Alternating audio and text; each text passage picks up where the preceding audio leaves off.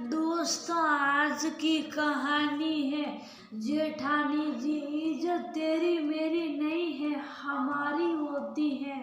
दोस्तों, कहानी शुरू करने से पहले अगर आपने हमारे चैनल को सब्सक्राइब नहीं किया हो तो कर लीजिए, ताकि आपके पास पहुंच सके हर नया वीडियो। ललिता, आज शाम थोड़ा जल्दी आ जाना, मेरी किटी पार्टी है। और सुन, आज प्याज का कोई आइटम बनाने की थीम है, तो तू प्याज के पकोड़े बना लेना। और हाँ, अच्छे से बनाना।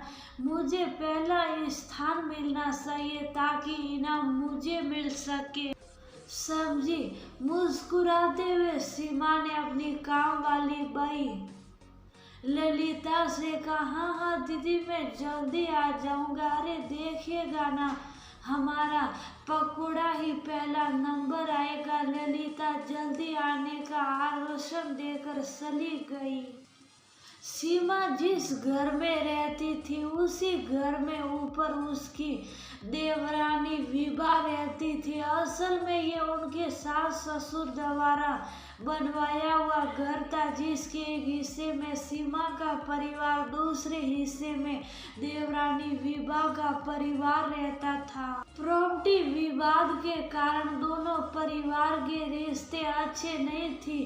सुखी घर पर ही था, तो एक दूसरे की सारी गतिविधियां एक दूसरे को पता होती थी। सीमा तैयारी में जुटी थी, घर की साज सज्जा से लेकर खुद भी तो तैयार होना था। भाई किटी पार्टी जो थी, और सबसे विशेष लगना भी तो था। अरे 6 बजे सब आ जाएंगे, ये ललिता अभी तक क्यों नहीं आई? 5 बज गए, न जाने कब आएगी। इसी बीच फोन की घंटी बजी। ललिता का फोन।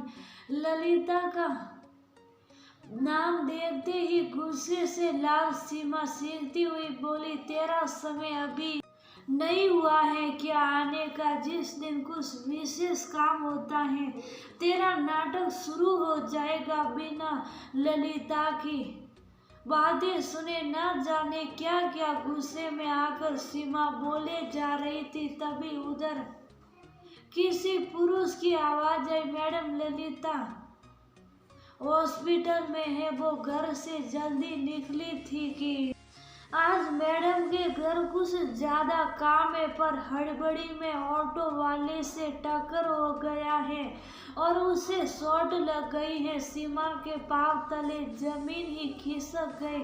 अब वो क्या करे? पकोड़े बनाए या घर ठीक करे या खुद तैयार हो, ये सब उसके समझ से परे थी। आधे घंटे के अंदर सभी महिलाएं आ जाएगी, कुछ सोचकर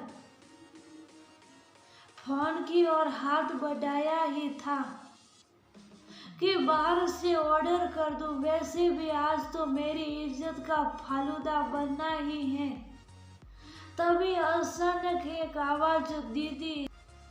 हाथ में थाली भर के प्याज के पकोड़े लिए देवरानी सामने खड़ी थी।